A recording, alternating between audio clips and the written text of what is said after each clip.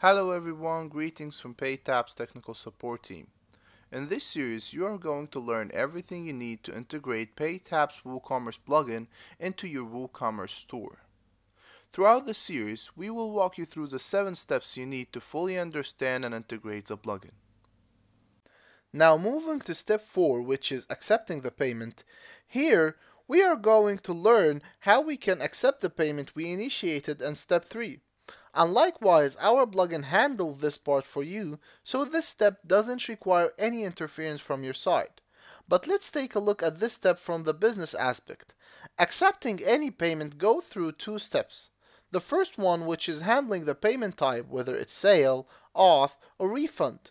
And you can see that this phase has already been handled in step 2, where we configured the integration method.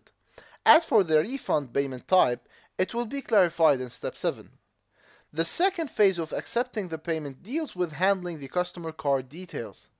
And this phase is also automatically handled by the plugin in the third step of the integration manual.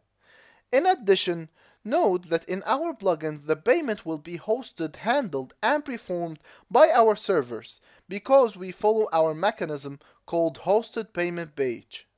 And now, we are ready to go to the next step. Now that we understand how accepting payments work, we can go to step 5 of the integration manual, which is handling the payment response. Actually, the same case for the last 2 steps goes with this step. It doesn't require any interference from your side because the plugin handles this part for you. But let us understand how this works. Since the WooCommerce plugins follow our hosted payment page mechanism, as clarified in the last step, it relies on the return and callback to handle the payment responses.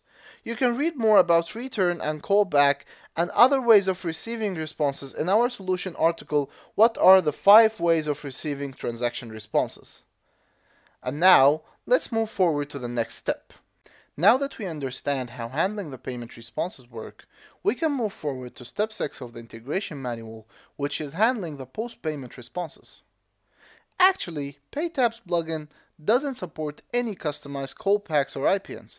It only manages the ones configured by the PayTabs team internally.